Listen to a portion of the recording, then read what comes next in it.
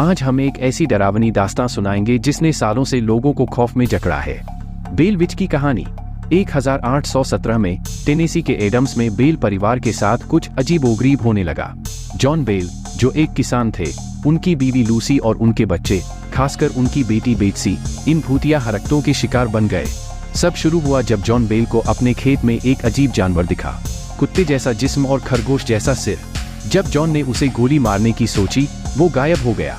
फिर क्या था, घर में अजीब आवाजें आने लगीं, जैसे दीवारों पर खटखटाहट, फर्श पर जंजीरें घसीटने की आवाज, कोई गला घोंटने या सांस लेने की आवाजें। बात और भी भयानक हो गई जब बेल परिवार को शारीरिक हमलों का सामना करना पड़ा। बेट्सी को किसी अदृश्य चीज ने थप्पड़ मारे, चुटकियां ली, बाल खींचे। इस भूत ने खुद को केट बैट्स बताई, जो बेल परिवार की पड़ोसी चुड़ैल थी। कहा जाता है कि जॉन बेल ने उसे किसी जमीन के सौदे में धोखा दिया था, मगर केट बैट्स का इस मामले से जुड़ा होना, इसका कोई सबूत नहीं मिला। बेल विच परिवार से बातें करती, भजन गाती, उपदेश देती, यहाँ तक कि मेहमानों से भी गपशप करती।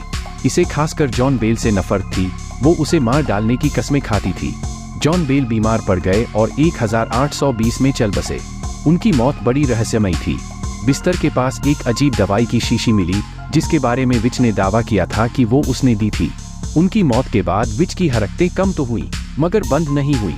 बेल विच की कहानी सबसे पहले 1894 में मार्टिन वैन बुरेन इंग्राम ने अपनी किताब में लिखी। कुछ लोग इसे सच्ची मानते हैं, तो कुछ इसे लोककथा, बढ़ा चढ़ाकर बताना, या शायद बेल परिवार या आस पड़ोस के लोगों का कोई छल मानते हैं। इस कहानी के कई थ्योरीज हैं, जैसे मानसिक बीमारी, पारिवारिक झगड़े, या उस समय के सामाजिक दबावों का असर।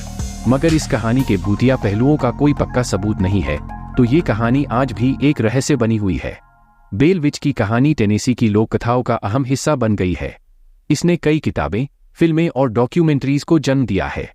पुरानी बेल फार्म के पास बेल विच गुफा है, जहां कई लोग अजीब घटनाओं का दावा करते हैं।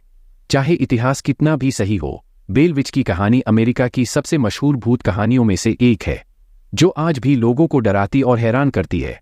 अगर ये वीडियो अच्छा लगा तो लाइक और सब्सक्राइब जरूर